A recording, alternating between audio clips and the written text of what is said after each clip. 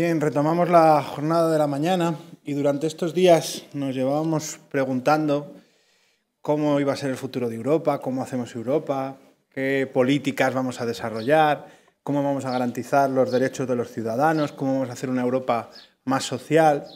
Y hay un elemento principal que hemos tocado poco, pero que es capital, que es cómo conseguimos el dinero para hacer esto.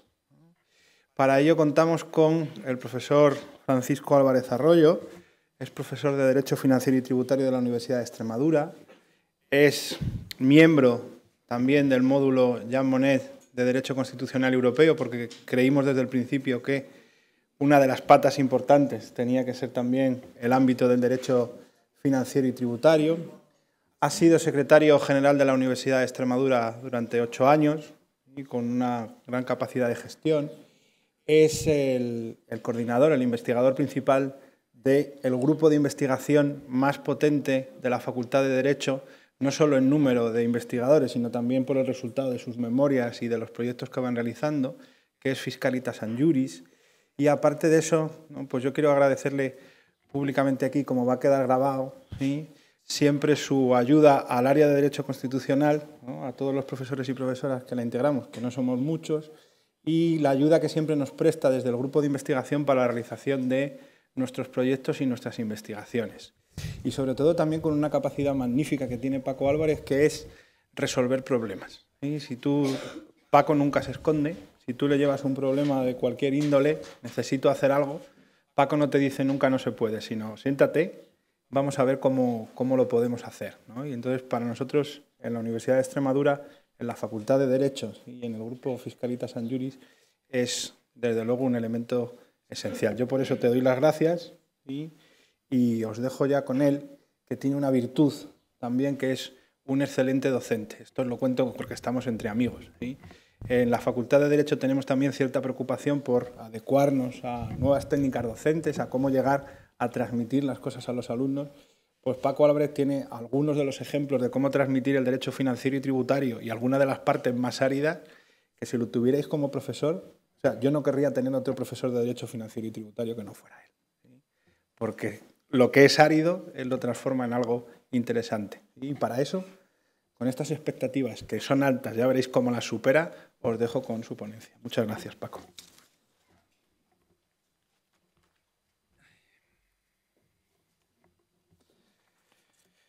Muy bien, muchas gracias. La verdad es que va a ser efectivo, ¿no?, el soborno que le he hecho a José Ángel en estos días, ¿no? Parece que ha funcionado, ¿no?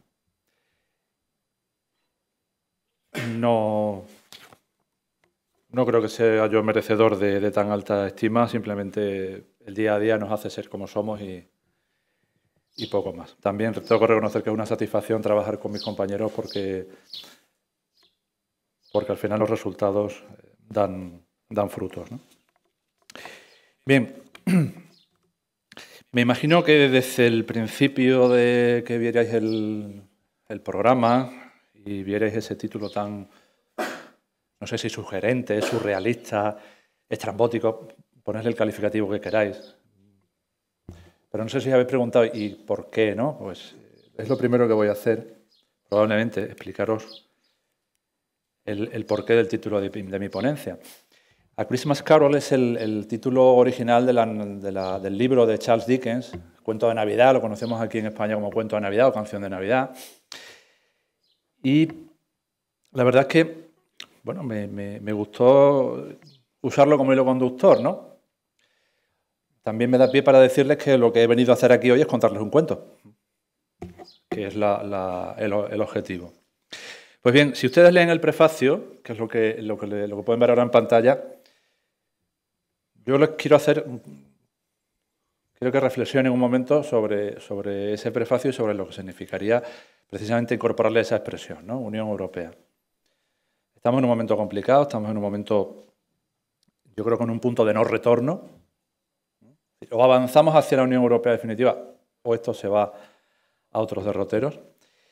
Y he querido utilizar como hilo conductor este libro, que Charles Dickens lo divide en 5 estrofas. Es lo que voy a hacer yo también, dividir mi intervención en 5 partes. Y voy a comenzar porque veo que el tiempo también va pasando. En la primera estrofa, el espectro de Marley, ese es el socio de Ebenezer Scrooge, el Jacob Marley, que se muere y se le aparece y le dice, oye, mira, has sido un avaro toda tu vida. Ha sido lo que ha sido. Pero él no se veía así. Bueno, pues vamos a ver cómo se ve la Unión Europea al día de hoy. Y me ha venido muy a mano el reciente informe sobre las cuestiones fiscales que ha remitido el ECOFIN, el Consejo de Ministros de Economía y Finanzas, al Consejo, bajo la presidencia maltesa que ahora culmina. Y os voy a hacer algunas reflexiones sobre esas conclusiones a modo de representar. Se ha ido... No, por aquí sí lo podéis ver. Allí se ha ido.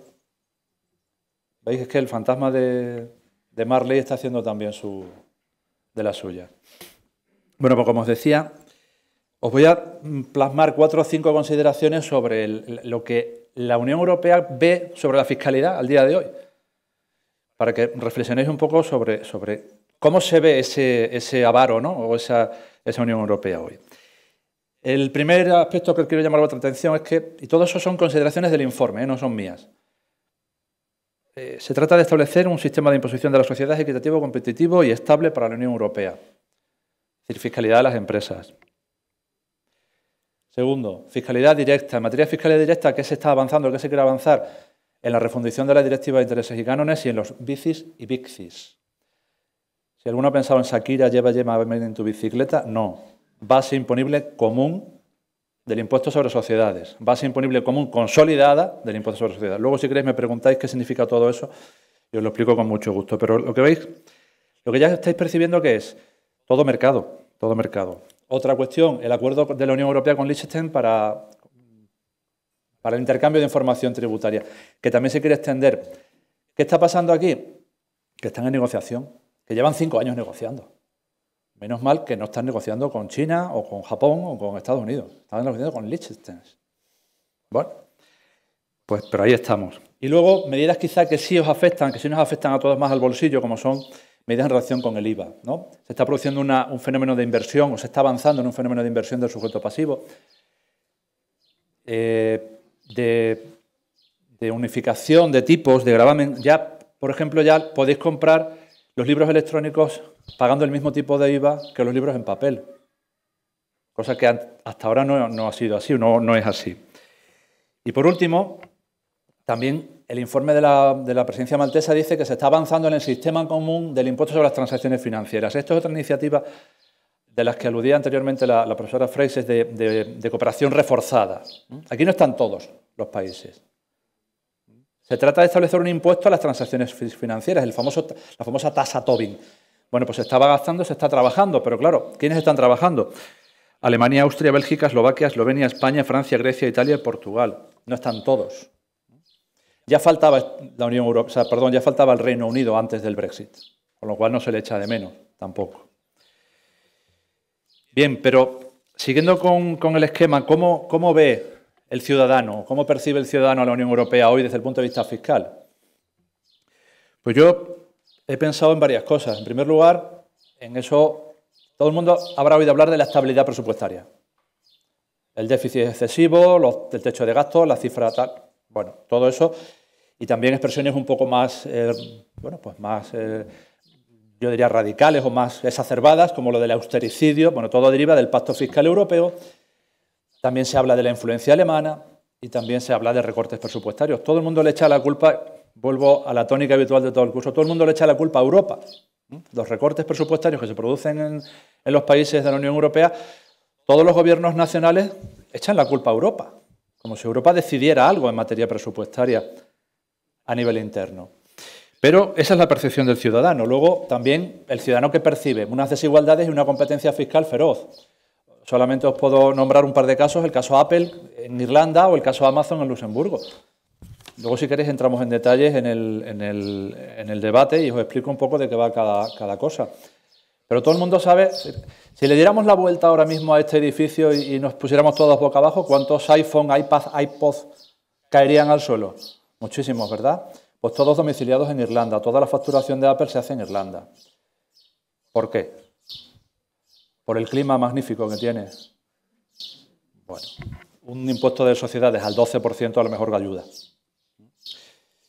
Y por último también, bueno, en penúltimo lugar, otra percepción que tienen ciudadanos es el fraude fiscal y la economía sumergida que hay en toda Europa. La economía sumergida que hay en España, que es un problema grave, no es única de España. Estamos en cotas elevadas, cierto, pero en Alemania también hay economía sumergida. Hombre, la diferencia entre la economía sumergida en Alemania, un 9%, y en España, un 19 o un 20%, es interesante, ¿no? Pero también hay economía sumergida en Alemania, ¿eh? La lista Falciani, los Panama Papers, todo eso lo que vemos en televisión, todo es lo que percibimos de Europa, ¿no? Un primer ministro que ha tenido que dimitir porque tenía una sociedad offshore. Bueno, y si se os ocurre alguna más, pues seguro que la podíamos incorporar, ¿verdad? Pero pues eso es como se ve, ¿no? Como se ve ese viejo avaro que podría representar a la Unión Europea, pues es como se ve, ¿no? Sigo con la segunda estrofa, el primero de los tres espíritus, o lo que aquí en las películas siempre se ha hablado del fantasma de la Navidad del pasado, ¿no? La Navidad del pasado, ¿qué es la armonización? ¿Qué se ha hecho en materia de armonización fiscal en la Unión Europea? Se ha hecho muchísimas cosas. No obstante, sí quiero llamar vuestra atención a tres cuestiones previas para este tema de la armonización. Primera, que nunca ha sido una prioridad de la Unión Europea la armonización fiscal. Siempre se ha querido dejar en manos de los Estados. Y además siempre ha estado vinculada al mercado. Segunda, incluso con los nuevos tratados, Lisboa incluido, no ha habido ninguna novedad, no hay nada nuevo bajo el sol en materia de armonización fiscal. Poca cosa. Y en tercer lugar, también quiero apuntaros que hay tres problemas o tres graves lastres que acompañan a la armonización fiscal siempre en todo momento. Un primer lastre sería la dificultad para reformar los tratados en esta materia. Cuando hacía falta unanimidad, cuando hace falta una mayoría cualificada, etcétera, etcétera. No es fácil modificar en esta materia los tratados. ¿Y por qué no es fácil? Y entramos en el segundo lastre, por la reticencia de los Estados a perder su poder. Los Estados, ¿cómo modifican la conducta de los ciudadanos desde el punto de vista económico o fiscal? Política monetaria, política fiscal. Ya han cedido la política monetaria, ceder la política fiscal ya es más complicado. Y por último también, bueno, pues la omnipresente crisis también es un lastre que ahí está, ¿no? Bueno, pues en ese sentido sí os voy a hacer una breve, rápida exposición sobre lo que se ha hecho en materia de armonización fiscal en la Unión Europea. En primero, fiscalidad. Ahí debería decir indirecta, ¿eh? Todo el mundo comete fallos, yo el primero. Ahí debería decir indirecta. En fiscalidad indirecta, el IVA. Pues el IVA está prácticamente armonizado. El IVA es prácticamente igual en todos los países de la Unión Europea. Hombre, un pequeño detallito. El tipo de gravamen, que puede oscilar entre el 15 y el 28. Pero bueno, todo se andará, ¿eh? Pero indudablemente el esquema, la estructura del IVA es exactamente igual en toda la Unión Europea. Lo mismo sucede con los impuestos especiales. Es decir, impuestos especiales que así no sonarán, pero que todos tenéis en vuestro bolsillo probablemente alguno, ¿no? El impuesto sobre las labores del tabaco, el impuesto sobre el alcohol, que no sé si ayer hicisteis uso o tuvisteis que pagaros de alguno de ellos, bueno, en fin, vosotros veréis. Pero todos tenemos ese impuesto sobre la electricidad, etcétera, etcétera. Hay un montón de impuestos que, bueno, lo denominamos las accisas o los impuestos especiales. La armonización exactamente sucede lo mismo que en el IVA, prácticamente igual en toda la Unión Europea. De nuevo con la diferencia de los tipos de gravamen, ¿eh? Aquí los tipos de gravamen no puedo decir si el 15 o el 18 porque va en función de Stoll y Trostal, en fin, en definitiva un poco más complicado la forma de calcularlo, pero sí os quiero contar una anécdota. Y es que cuando un francés quiere ir a Alemania en coche, tiene que atravesar Bélgica, y os puedo asegurar que es capaz de romper el suelo del coche para ir empujando como los picapiedras antes de repostar en Bélgica, porque le cuesta tremendamente más caro el impuesto sobre hidrocarburos. La gasolina le cuesta muchísimo más cara por motivo de la imposición que tiene Bélgica sobre los hidrocarburos. Y donde sí hay una armonización completa, total y absoluta es en aduanas.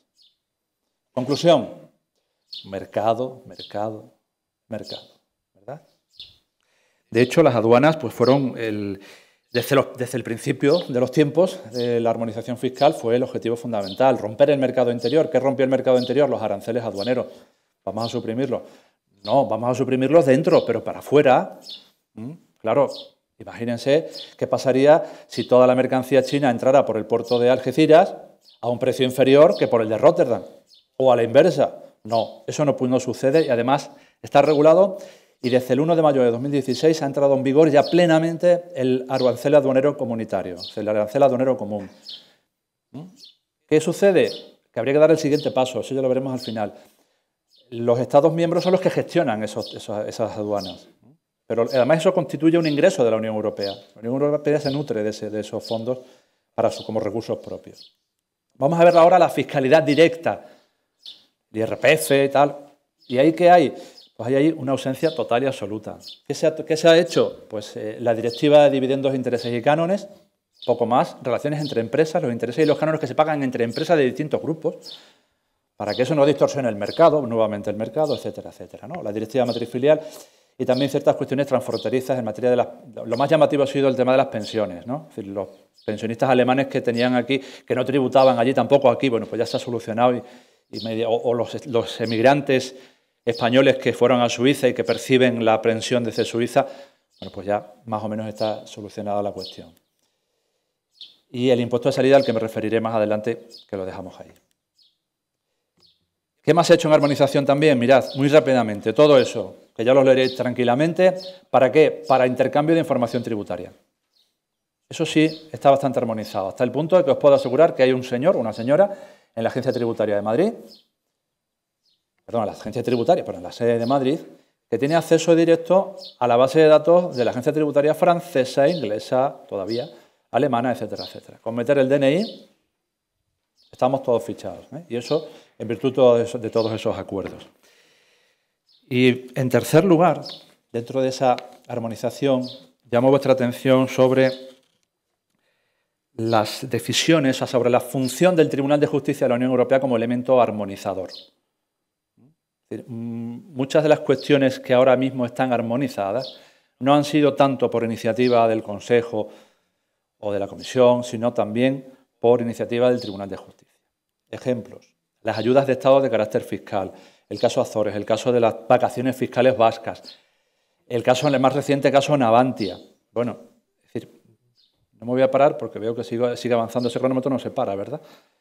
Con lo cual se me acaba el tiempo. Luego, si queréis, os explico un poco más esto de las vacaciones fiscales, de las ayudas de Estado de carácter fiscal. Pero básicamente es que un concepto mercantil, que es que no se vulnere la libre competencia, el Tribunal de Justicia lo ha convertido en, oiga, la libre competencia también cuando se da, no solamente cuando se da dinero a una empresa, sino cuando se le conceden ventajas fiscales.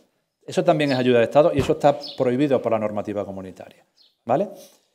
Bien, y no va a ser la primera ni la última vez que el Tribunal de Justicia anule impuestos, en este caso españoles, por ejemplo, el impuesto sobre sucesiones, que ha tenido que ser modificado recientemente de una forma un poco burda, la verdad, pero bueno, ahí está. ¿Por qué? Porque en esta dispersión del impuesto que está cedido a las comunidades autónomas, los que son, por ejemplo, de Madrid, pues tenían unas bonificaciones del 99%. Pero claro, ¿por qué? Porque lo decide la comunidad autónoma. Pero si yo soy alemán, se me aplica la tarifa estatal. Y la diferencia es entre pagar 1.000 euros o 100.000. O sea, con la misma base imponible, con la misma herencia, recibiendo la misma herencia, un alemán tendría que pagar 100.000 euros y un madrileño o un residente en Madrid 1.000 euros.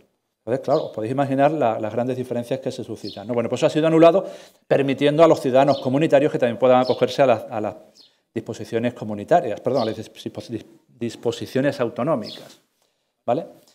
Y también, bueno, el céntimo sanitario, que ahí tenéis un nombre completo para que sepáis cómo se llama exactamente, impuesto sobre las ventas de ventas minoristas de determinados hidrocarburos, que ya no existe como tal, ya está incorporado en el impuesto sobre hidrocarburos, pero que también ha sido anulado por la Comunidad Europea, por la sentencia del Tribunal de Justicia que veis ahí referenciada.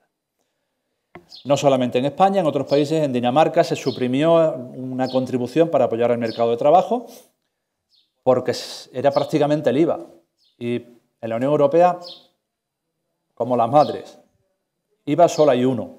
Y el Tribunal de Justicia no deja que haya un impuesto similar al IVA. Y también en Alemania ha sucedido lo mismo con el impuesto sobre sucesiones. El mismo problema. Es más, España fue objeto de un expediente por parte de la Comisión a raíz de la sentencia de 2013 contra el Estado alemán y no hicimos absolutamente nada más que esperar la nuestra, que se produjo un año después. Se podía haber anticipado todo, pero bueno, estas cosas ya sabemos cómo van. Bien, vamos a pasar a la tercera estrofa, el segundo de los tres espíritus, el fantasma de la Navidad del presente. Ahí, ¿a qué me voy a referir ahora? Pues a ver qué se está haciendo, en qué se está trabajando actualmente en la Fiscalía de la Unión Europea. ¿Y en qué se está trabajando? Pues mirad, hay varias actuaciones que se han emprendido ya de forma decidida, de forma que parece ser que no va a parar. En primer lugar, BEPS. ¿Qué es BEPS? Pues BEPS es una iniciativa de la OCDE que son un conjunto, un paquete de medidas para evitar que las multinacionales consigan el efecto que estaban consiguiendo o que están consiguiendo, que es que no pagan impuestos en ningún sitio. Entonces, ese paquete de medidas la Unión Europea se lo ha tomado muy en serio y se está aplicando estrictamente con medidas de todo tipo, como por ejemplo el exit tax, como por ejemplo la otra actuación que ya está publicada, que es la Directiva Anti-Tax Avoidance. Anti-Tax Avoidance Directive. También se está avanzando, y ya está hecho, ya está prácticamente para salir del horno, una propuesta de directiva para resolver mecanismos, para que los problemas de doble imposición que se produzcan en los Estados miembros puedan resolver mediante un mecanismo más adecuado, ¿no? Básicamente un mecanismo más imparcial, ¿no? Lo de doble imposición, también si queréis os lo explico muy rápidamente para que os hagáis una idea, ¿no? Imaginaos que yo voy bueno, cualquier persona va a un país, obtiene un ingreso y paga impuestos en aquel país, pero cuando llega a su país le dice, no, aquí también, ¿eh? Y entonces la próxima vez no sale nadie, obviamente, pero los países se dan cuenta de eso y dicen, bueno, vale, vamos a firmar convenios de doble imposición que tienen sus interpretaciones, sus problemas, y que al final, ¿cómo se resuelven? Pues en último extremo se resuelven mediante acuerdos, mediante mecanismos de resolución de litigios.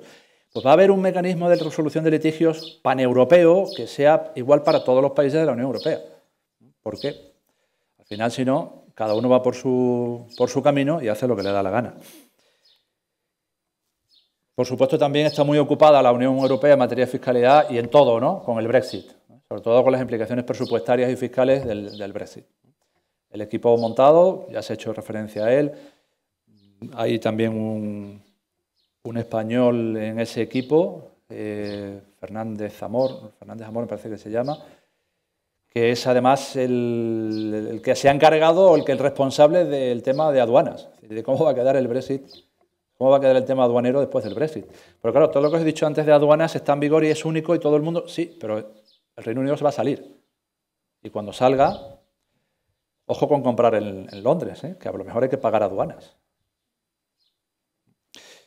Bien. Y lo más reciente, lo más, pues casi que recién publicado, ¿no? en el DOE, es la Directiva Anti-Tax Avoidance. Es una directiva que básicamente lo que pretende es establecer normas contra las prácticas abusivas. Prácticas abusivas de todo tipo, ¿no? Ya os decía antes del caso Apple, ¿no?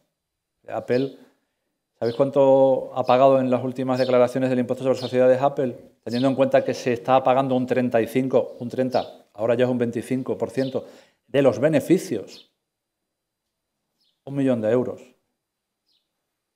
Pues yo no he tenido nunca, ni creo que lo tenga, ¿no? en mi cuenta bancaria 1 millón de euros, pero para una empresa del tamaño de Apple pagar 1 millón de euros es como si yo pago 50 euros.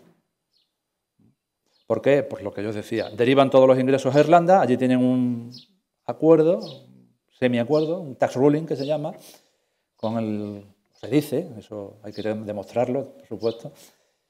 ¿Y qué pasa? Pues que al final allí paga 4 gordas de impuestos y demás. Bueno, pues esta directiva va a intentar evitar todas esas prácticas abusivas, ¿no? Además, no penséis siempre, yo os digo Irlanda, tal, no, pero cuidado, que en España Microsoft se ahorró 450 millones derivando sus ingresos también a España. En virtud de los convenios de doble imposición, pues consiguió que de los ingresos de Europa los transfería a España a través de los intereses, cánones, tal y cual, y al final se ahorró 450 millones de euros. Que también se dice pronto, ¿no? 450 millones de euros. ¿Y en qué sigue trabajando la Unión Europea? Pues sigue trabajando y en otras actuaciones que están emprendidas, pero yo os digo que, o afirmo que están cuestionadas, ¿no? Están cuestionadas de partida. Y os voy a hacer referencia solamente a dos apartados, a dos cuestiones. Una, la lista europea de paraísos fiscales. Primera pregunta o primera cuestión, ¿qué es un paraíso fiscal?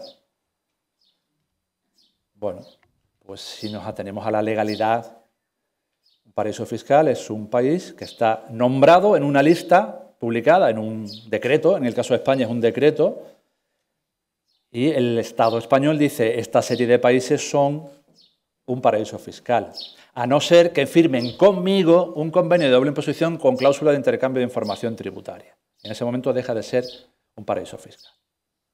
Vale. España tiene su lista de paraísos fiscales, Francia la suya, Alemania la suya. ¿Qué pasa? Que, claro, no hay coincidencia total.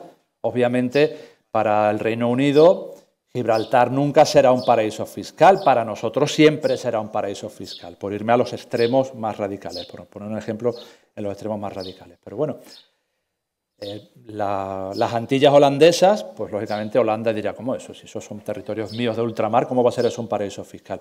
Pero en España está en la lista de paraísos fiscales. Bueno, pues se está trabajando en esa lista a nivel europeo.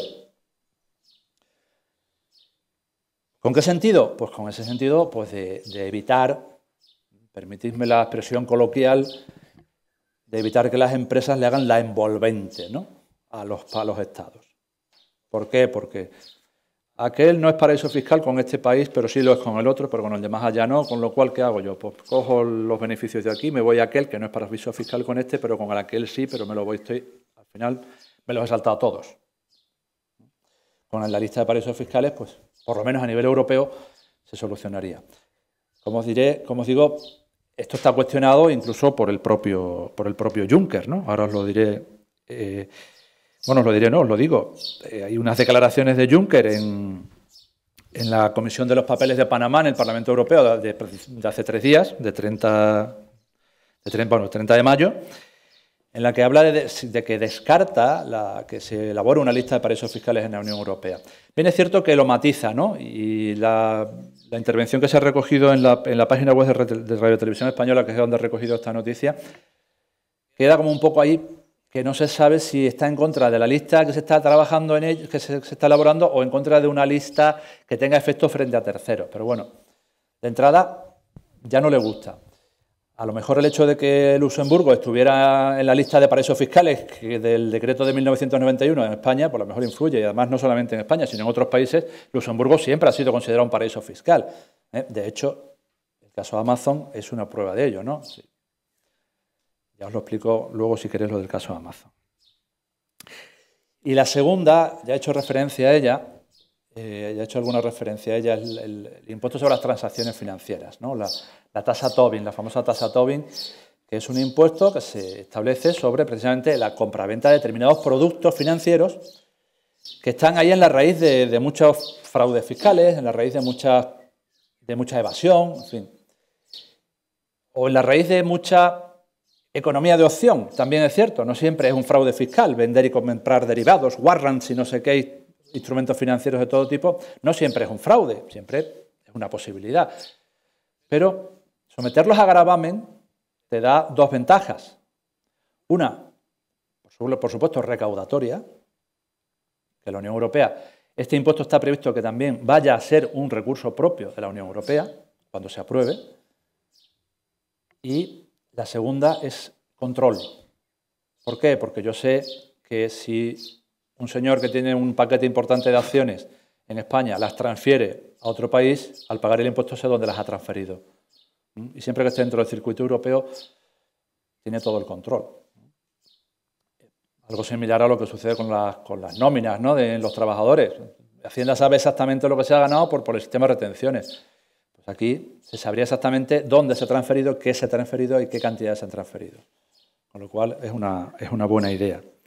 Pero bueno, como os digo, como ya os he dicho antes, no todos los países participan en esta iniciativa del impuesto sobre las transacciones financieras. También es cierto que los más relevantes de la Unión Europea están ahí, entre ellos España. Pero claro, este tipo de impuestos, o una de dos, o estamos todos o no tiene sentido. Hay algunos países que no quieren participar, no sé por qué. A lo mejor es porque quieren llevarse luego el pastel, ¿no? Y decir, pues todos aquí que yo no os cobro nada. Es un impuesto que, por eso digo, cuestionado desde el momento en que o se aportan, o todos los países participan, o es muy complicado, que esto pueda salir adelante, ¿no? Porque al final las empresas son, sobre todo las grandes empresas, ¿no? Indudablemente, ¿no? Son poderosas económicamente, tienen equipos de juristas, de economistas que están especializados en todos estos temas y obviamente encontrarán la fórmula para evadirlo, ¿no? Pero si estamos todos juntos, la verdad es que les costará un poco más de trabajo. Bien, voy cerrando. Ya llegamos al último de los espíritus, el fantasma de la Navidad del futuro. Yo aquí lo he dividido en dos partes, bueno, en dos partes no, la quinta estrofa es lo que yo querría que se hiciera, y la cuarta estrofa sería lo que entiendo que conduciría al fin del sueño europeo, ¿no?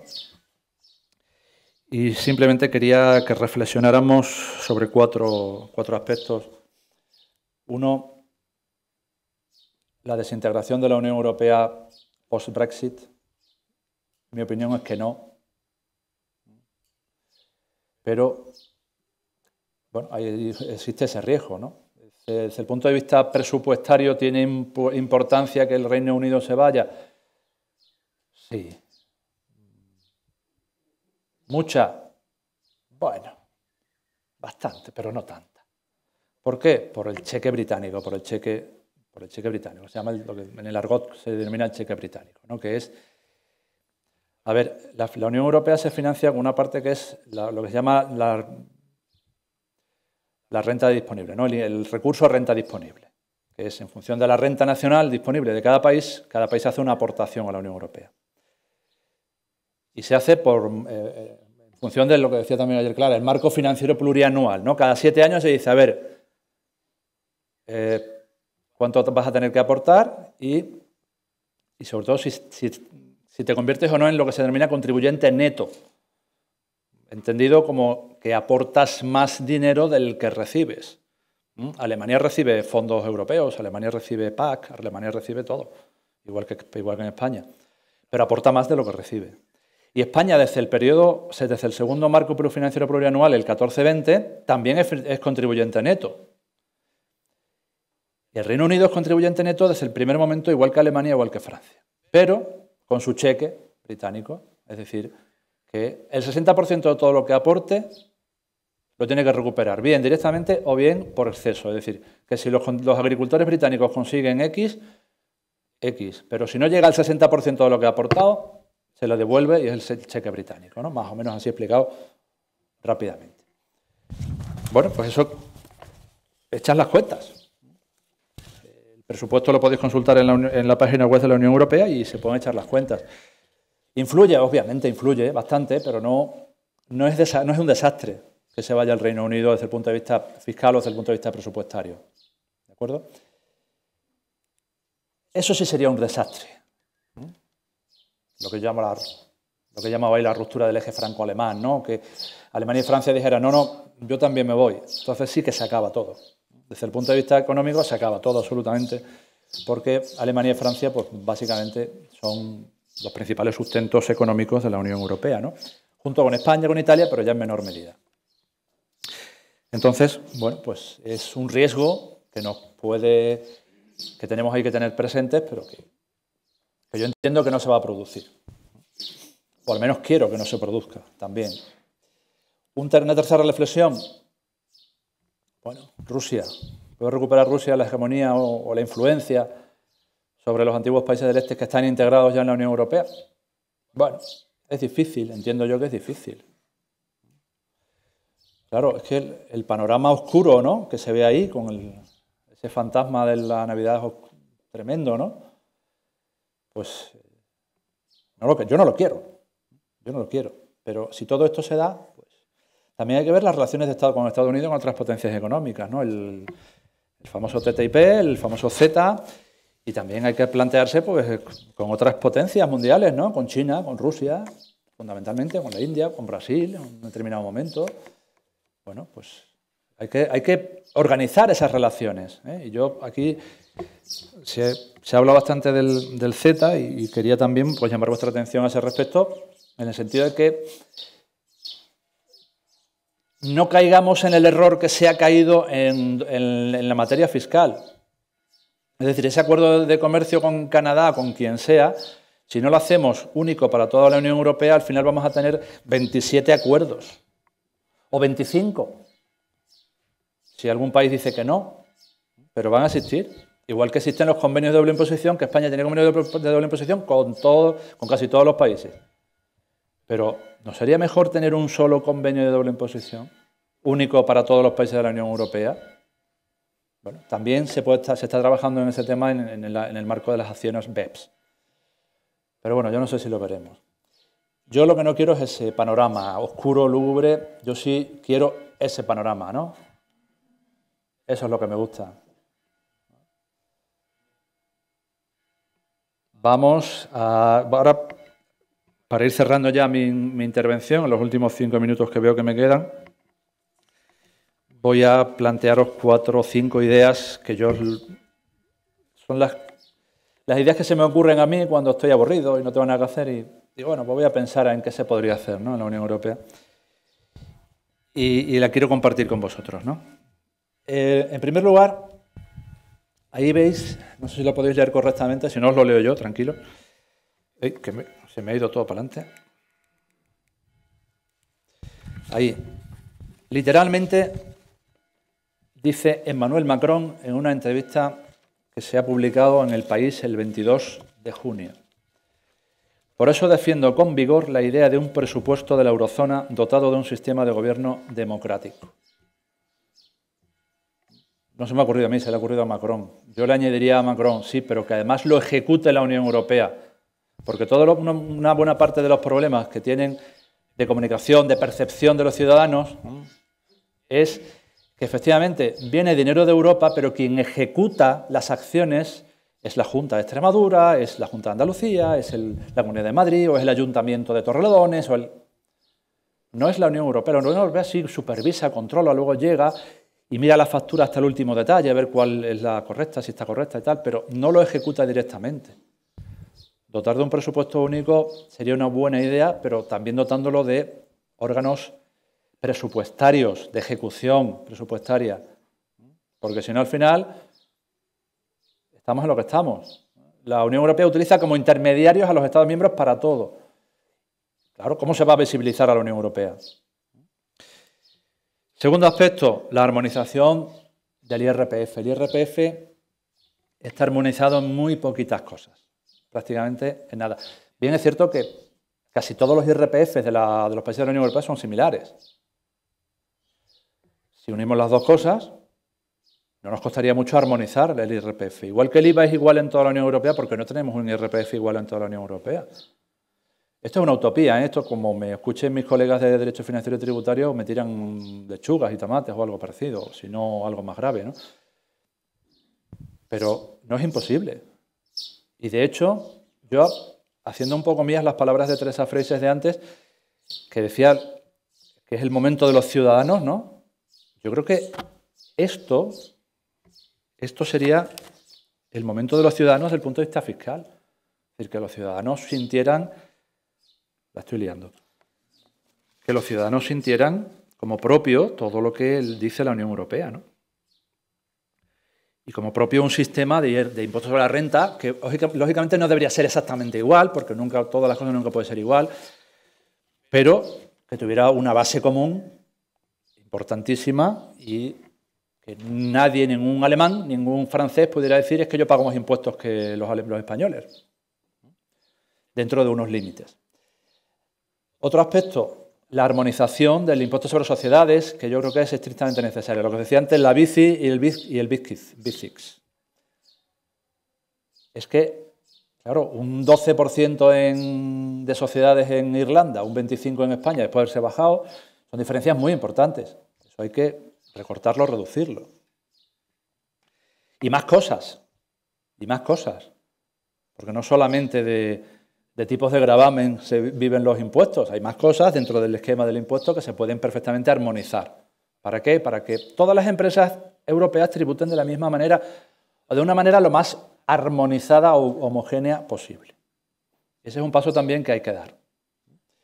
Porque todos los que se han dado anteriormente han sido precisamente para favorecer a las empresas, para favorecer el mercado. Bueno, pues ahora llega el momento a lo mejor de que se unifique todo, de que se armonice todo y de que por fin lleguemos a la base imponible común consolidada. Ya es una anécdota respecto a esto de la base imponible común, del impuesto sobre sociedades. Yo empecé mi tesis doctoral en el año 91. Y los primeros temas que barajamos para mi tesis doctoral fueron la base imponible común del impuesto sobre sociedades, que estaba candente en aquel momento, el año 91, era un tema puntero. O sea, pues, bueno, métete por ahí, porque a ver si esto, imagínate, tal. Menos mal que cambié de tema, porque si no todavía estaría haciendo la tesis doctoral, porque no se ha movido nada, absolutamente. Ya, en penúltimo lugar, me quedan 30 segundos, creo que sí, que lo llevo, que lo hago. En penúltimo lugar, ya hay que suprimir las diferencias de tipos de gravamen del IVA. Yo creo que podemos llegar a si no hacer un tipo único, reducir sustancialmente la banda. Es decir, entre el 15 y el 28 estamos hablando de casi el doble. Bueno, vamos a reducirlo, no vamos a hacer, no, el 18% en toda la Unión Europea. Bueno, las necesidades presupuestarias de cada país pueden ser diferentes, pero claro, hombre, entre el 15 y el 28 no, vamos a reducirlo sustancialmente. No sé qué decirles, habría que hacer estudios importantes, económicos, de todo tipo, de armonización, en fin, pero reducir sustancialmente los tipos de gravamen. Y por último, y ya está sonando, la creación de una, bueno, yo le he llamado agencia tributaria europea, ¿no? No recuerdo si me tomé las pastillas esta mañana, pero sí, algo así, quiero decir. Un órgano, enlazando con lo que os decía antes del presupuesto, ¿no? Es decir, os he dicho, ¿de dónde saca el dinero a la Unión Europea? Si es que nadie sabe de dónde saca el dinero a la Unión Europea. Bueno, mejor me equivoco, cuidado. Que si lo sabéis, yo os pido disculpas, ¿no? Si realmente lo conocéis, pero ¿de dónde saca el dinero? No lo sabéis. No lo sabe nadie. Si es que yo he tardado en enterarme, Yo he tardado en enterarme y me dedico a esto. Bueno, pues esa agencia tributaria europea que recaudara impuestos como el IVA, como las aduanas, ¿por qué no? ¿Por qué no? Bien, y con eso me he pasado un poquito, pero con eso termino y os doy muchas gracias por vuestra atención.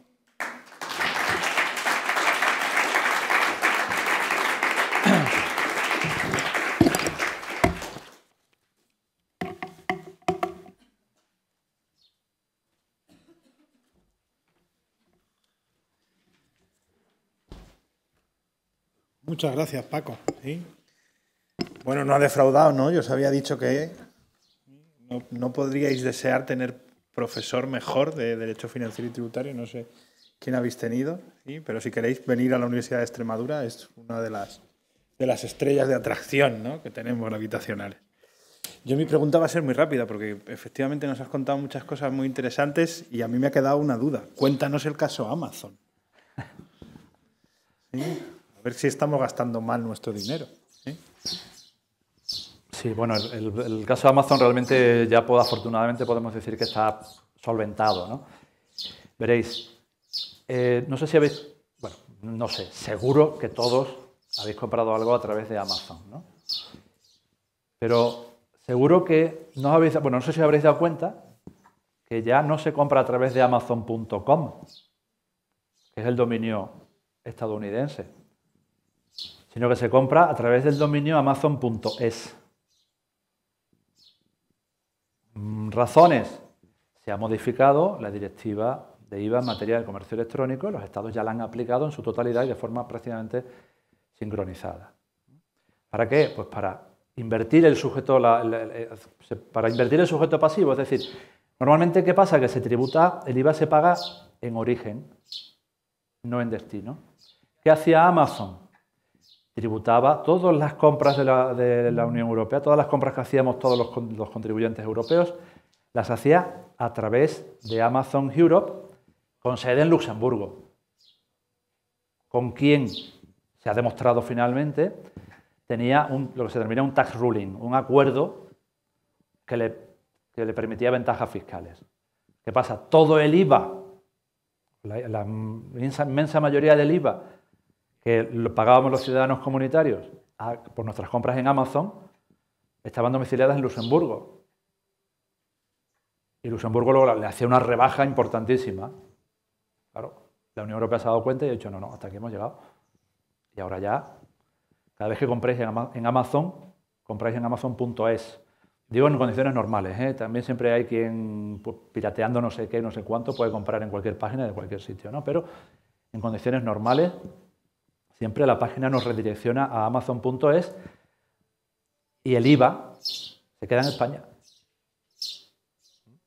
El IVA se queda en España. Ese es el caso Amazon resumido. Es bastante más complicado de lo que yo le he contado, ¿eh? Pero bueno, básicamente esa es la idea. No, la idea es que aquí todo el mundo lo que quiere, no quiere pagar impuestos. Díselo a Cristiano o a Messi.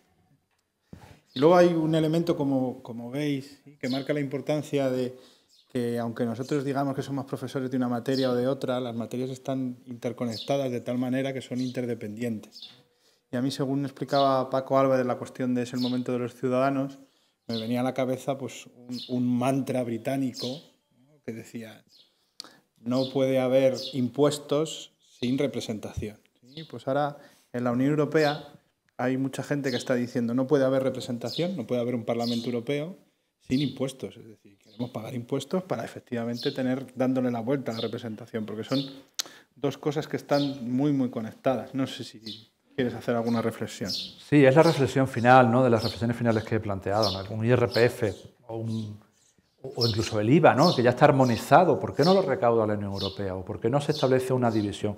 Uno de los recursos de la Unión Europea, de los recursos propios de la Unión Europea, es también el recurso, lo que se llama el recurso base IVA. Es decir, un porcentaje del IVA que recaudan los Estados miembros lo transfieren a la Unión Europea como recurso propio de la Unión Europea. Bien. ¿Por qué no permitir eso que dice José Ángel, ¿no? Que también el Parlamento Europeo pueda dictar un reglamento que diga, no, el IVA, el 3%, el 4%, el porcentaje que sea, que al final es lo que se recibe, me lo abonas directamente a mí. Con eso tendríamos esa percepción. Eso está inventado. En Estados Unidos funciona así. El Estado federal tiene un impuesto similar al IVA y los estados tienen otro igual, pero de distinto porcentaje. Cuando compras una cosa en Estados Unidos, pagas un 8% al impuesto federal y un 5% al impuesto estatal. Pagas todo en junto, pero al final se distingue en la facturita, en el ticket, un porcentaje para el federal y otro para el estatal. Bueno, pues ¿por qué no? Claro, eso entraría en lo que también se ha comentado antes, ¿no? Caminamos a un Estado federal porque el federalismo fiscal también tiene sus consecuencias y sus reglas. ¿Por qué no? Yo creo que sería interesante por lo menos pensarlo, explorarlo. Si lo queremos explorar en todos los ámbitos, ¿por qué nos olvidamos del ámbito fiscal? Porque la Unión Europea, insisto, el ámbito fiscal lo deja en manos de los Estados, no quiere. Los ministros de Economía y Finanzas son cada uno para lo suyo. El último bastión de soberanía. Claro, ¿cómo voy a perder yo los ingresos que me produce el IVA? Luego le tengo que transferir a la Unión Europea algo. Bueno, pues ya no se transferiré, pero el grueso lo manejo yo, lo controlo yo.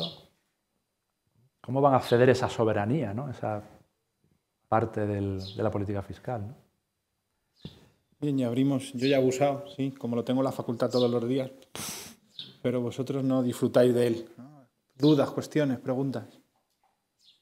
Allí parece que sí.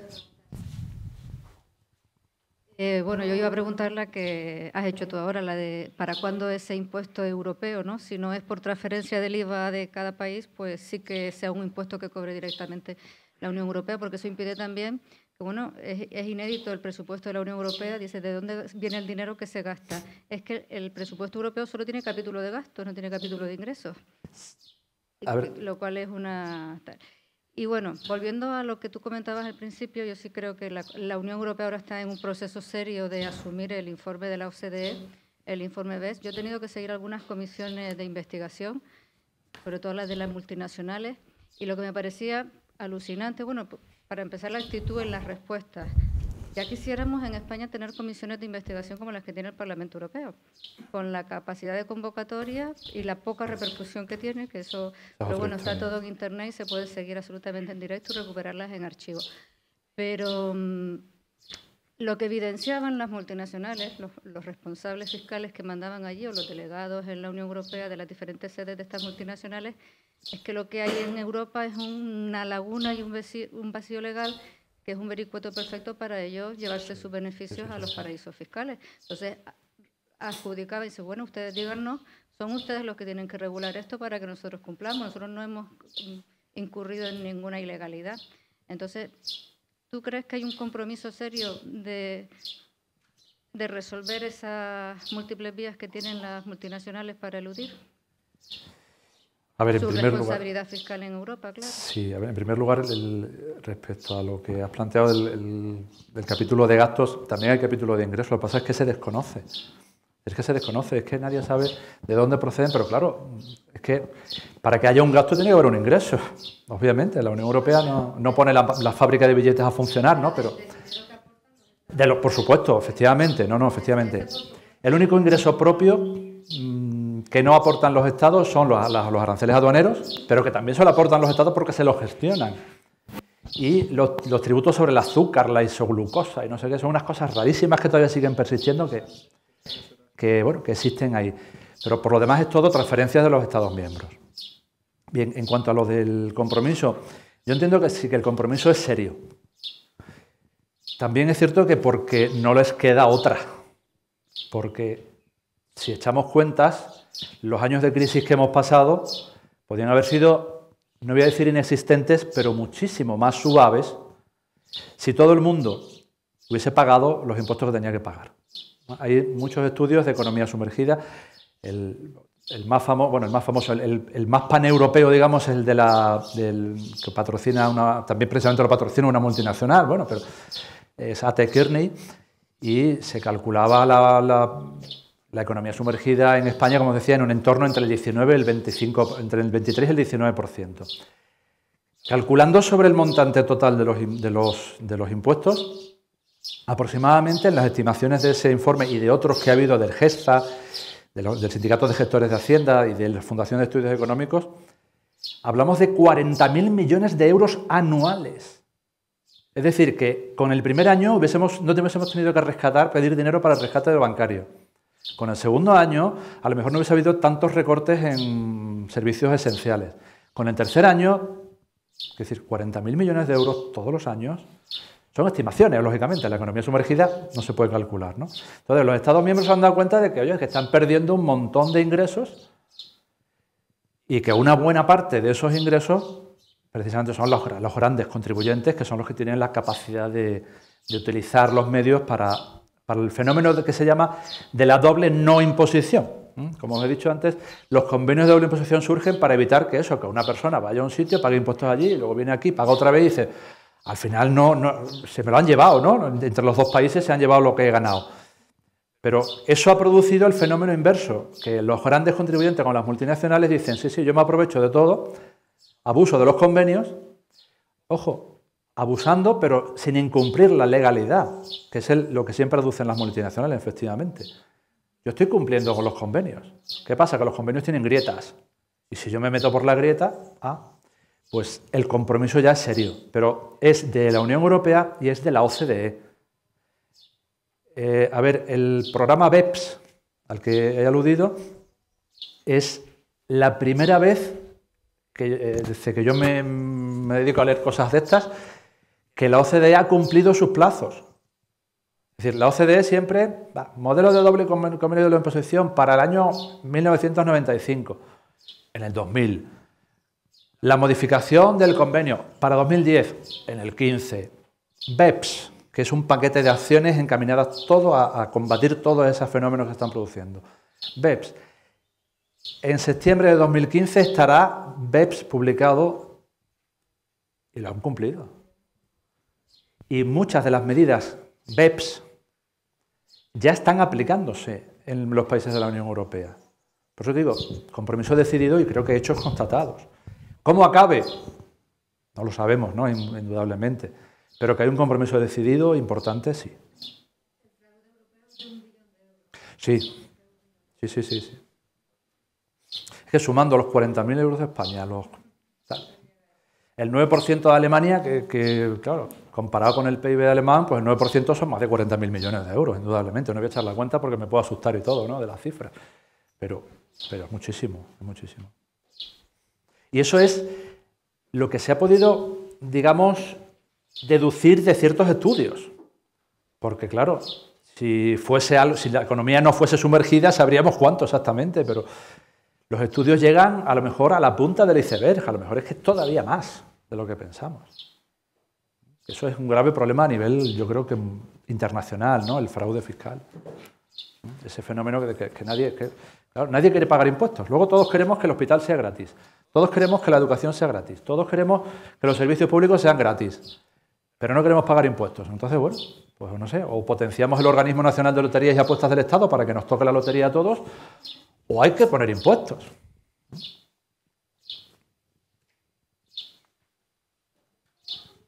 Por si acaso he echado lotería este fin de semana, si me tocara. Ahí hay otra pregunta. Alejandro. Hola. A mí me gustaría saber si a nivel europeo se prevé algún tipo de medida para hacer tributar a la moneda electrónica, que es una gran puerta abierta a la economía sumergida. Sí.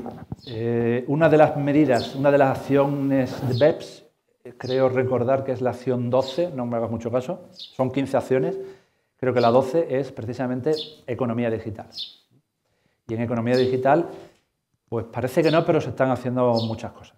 Este tema que os he comentado, el caso Amazon, ha derivado una modificación, ya una regulación del IVA en materia de comercio electrónico, un régimen especial en el IVA de comercio electrónico, que es muy interesante, pero se está avanzando más. El libro electrónico, que ya tributa igual que el papel, bueno, también se controla, y también, a ver, una cuestión que no sé si a nivel español, yo creo que también a nivel europeo, ahí ya no tengo la certeza absoluta, pero a nivel español se está controlando bastante las plataformas de economía colaborativa. El Airbnb, el Wallapop, la Hacienda las está controlando, y hay muchos contribuyentes españoles que están recibiendo una cartita de Hacienda diciendo: oiga, usted ha alquilado su piso por Airbnb a don fulanito de tal. ¿Lo ha declarado como rendimiento del capital inmobiliario en su IRPF? O también cartas del estilo de: usted ha vendido por Wallapop un paquete de estanterías de comercio y las ha vendido por este precio. ¿Me enseña la factura?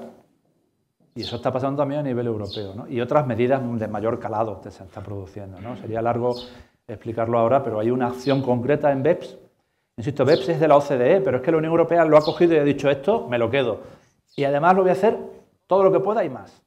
Entonces es un aspecto esencial, porque claro, es por donde se escapa todo, ¿no? Y lo que no sé si serán capaces de entrar con el Bitcoin. Eso me resulta más complicado, pero por ahí andan, ¿Más preguntas? Bien, pues cambiamos al siguiente ponente, y a don Marcelino Oreja, agradeciéndole a Paco pues su didáctica y cercana intervención. ¿Sí? Ahora, cuando pagáis impuestos, ya sabéis, ¿sí?, que es una parte muy importante de la redistribución de la riqueza, ¿no? Es lo que pretendemos al final, que garantice los derechos de las personas, nuestros derechos. Muchas gracias, Paco.